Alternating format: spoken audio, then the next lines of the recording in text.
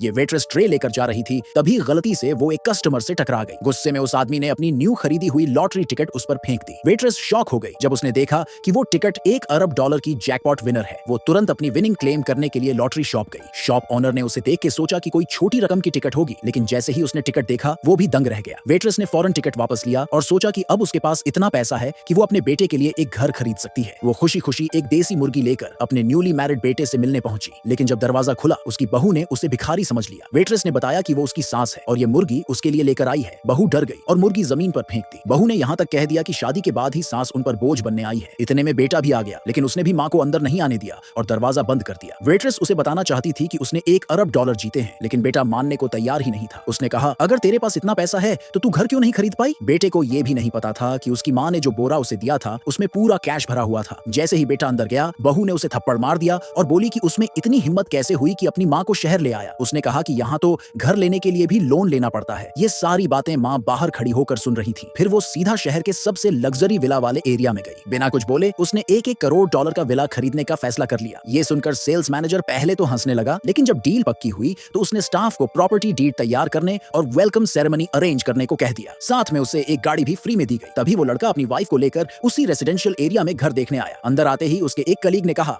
कि आज कोई बड़ा क्लाइंट आया है और उसे वार्निंग दी कि उस क्लाइंट को नाराज मत करना। उसी टाइम वो औरत यानी उसकी माँ ने अपने बेटे को देख लिया। वो बताना चाहती थी कि उसने यहाँ का सबसे महंगा विला खरीद लिया है, लेकिन पास खड़ी सास ने उसे ताना मारते हुए मजाक उड़ाया। बहू ने भी कह दिया कि जल्दी से यहाँ से निकल जाओ, वरना अगर बड़े क्लाइंट को गुस्सा आ गया तो तुम भुगतेगी। जब औरत ने कहा कि वो मैनेजर का वेट कर रही है ताकि उसका प्रॉपर्टी डीड प्रोसेस हो सके, तो सब हंसने लगे। बोले कि ये तो सिटी का सबसे महंगा विला है और एक गांव की वेट्रेस इसे कैसे अफोर्ड कर सकती है। ऊपर से आज मैनेजर के बिग क्लाइंट का डील क्लोजिंग डे भी है और अगर उसने उस क्लाइंट को परेशान कर दिया तो पूरा बवाल हो जाएगा। लेकिन किसी को नहीं पता था कि वही औरत ही वो बिग क्लाइंट है। बहू ने फिर लड़के से कहा कि जल्दी से अपनी माँ को यहाँ से भगा दे। माँ ने बोला कि उसने बेटे के लिए विला खरीद लिया है। इतने में मैनेजर प्रॉपर्टी डीड लेकर आ गया, लेकिन बेटा मान ही नहीं रहा था कि उसकी माँ के पास $10 करोड़ का विला खरीदने के पैसे हो सकते हैं। उसने कहा कि माँ तुरंत यहाँ से चली जाए। सास ने भी ताना मारा कि तू अपने वेट्रेस वाली सैलरी से तो विला का बाथरूम भी नहीं खरीद सकती। बेटा भी यही सोच रहा था कि उसकी माँ पागल हो गई है। वो बोला, मैंने कभी अपनी माँ से कुछ नहीं लिया और अब तो बस यही चाहता हूँ कि मेरी माँ पब्लिक में कोई तमाशा ना करे। फिर बहू ने भी धमकी दी